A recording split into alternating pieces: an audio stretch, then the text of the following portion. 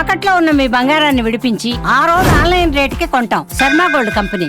చిన్న చిన్న కారణాలకి కొందరు తొందరపాటు నిర్ణయాలతో జీవితాలను నాశనం చేసుకుంటున్నారు. క్షణికావేశంలో ఏం చేస్తున్నారో అర్థం కాని పరిస్థితుల్లో బంగారు జీవితాన్ని బుగ్గిపాలు చేసుకుంటున్నారు. కళ్లు తెరిచి చూసేలోపే అంతా చీకటైపోతుంది. ఆత్మహత్య చేసుకునే ముందు ఒక్క నిమిషం ఆలోచిస్తే అసలు ఇలా జరగదు. కానీ కోపం, బాధ ఇలా ఏదో ఒక కారణంతో కొంచెం కూడా ఆలోచించరు. ముఖ్యంగా ఈ మధ్య కాలంలో అయితే అడిగిన వస్తువు భర్త కొనివ్వలేదని, చీర కొనివ్వలేదని సీరియస్ అయ్యారని, లేకపోతే తిట్టారని ఆత్మహత్యలు చేసుకుంటున్న వారి సంఖ్య కూడా పెరుగుతుంది. తాజాగా ఇక్కడ కూడా అలాంటి ఘటన ఒకటి చోటు చేసుకుంది. భర్త బయటకు తీసుకెళ్లలేదని తనువు చాలించింది ఓ ఇల్లాలు.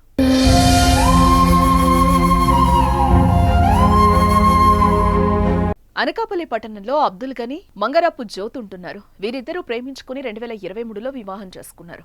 అయితే ప్రస్తుతం ఈ దంపతులకు 7 నెలల కొడుకు కూడా ఉన్నాడు. అయితే భార్య కుమారుణ్ణి చూడటానికి భర్త అనకాపల్లి వెళ్లాడు. ఈ సమయంలో భార్య తనని బయటకు తీసుకెళ్లమని అడిగింది. ఇంతలో జోక్యం చేసుకుంది.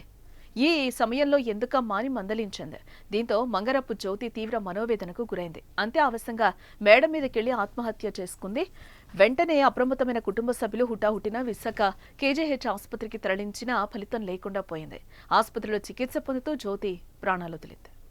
మంగరపు జ్యోతి, వైఫ్ ఆఫ్ అబ్దుల్ గని, వీళ్ళు సుబ్బరాజు గారి వీధి గవర్పాలెంలో ఉంటారు. మంగరపు జ్యోతి మన మధ్యాహ్నం అంటే 18 మధ్యాహ్నం 1:45 ఆ టైంలో వాళ్ళ హస్బెండ్ అబ్దుల్ గనీని బయటికి తీసుకెళ్ళమని చెప్పగా అతను బిజీగా ఉండబట్టి నేను బయటికి తీసుకెళ్ళాలని చెప్పినప్పుడు అక్కడ వాళ్ళ మదర్ కూడా ఉన్నారు. అమ్మాయిల మదర్ కుమారి ఉన్నారు. వాళ్ళ మదర్ అల్లుడి గారు బిజీగా ఉన్నారు, తర్వాత తీసుకెళ్తారు. అయినా నీకు చిన్న బాబు ఉన్నాడు, బయటికి వెళ్ళడం మన మంచిది కాదు, నీవు ఇంటి దగ్గర ఉండని అలా మదర్ మందలించగానే పైన అప్స్టైర్లో ఒక సింగిల్ రూమ్ ఉంది వాళ్ళకి. ఆ సింగిల్ రూమ్కి వెళ్ళి ఆమెకున్న ఒక శారీ, ఎల్లో కలర్ శారీతో ప్యాన్ హుక్కి హ్యాంగింగ్ చేసుకోవడం వల్ల 2 days కేజీఎస్లో ట్రీట్మెంట్ పొంది మన 20th ఈవినింగ్ చనిపోవడం జరిగింది. అదే రోజు మనకి రిపోర్ట్ వాళ్ళ మదర్ మంగరపు కుమార్ ఇచ్చిన రిపోర్ట్ మీద కేసు నమోదు చేయడం ఉంది. ఆ కేసు నమోదు ప్రకారం ఇంక్వెస్ట్ పిఎం అన్ని కండక్ట్ చేసాం. ఆ రిపోర్ట్లో భాగంగా ఎవరి మీద ఎటువంటి అనుమానం లేదని, ఎటువంటి ప్రలోభాలు లేదనేసి క్షణికావేశంలో మా అమ్మాయి ఇలా హ్యాంగింగ్ చేసుకుని చనిపోయిన తప్ప ఇంకా ఎటువంటి కారణాలు లేవని వాళ్ళ మదర్ ఇచ్చిన రిపోర్ట్ ప్రకారం చెప్పడం.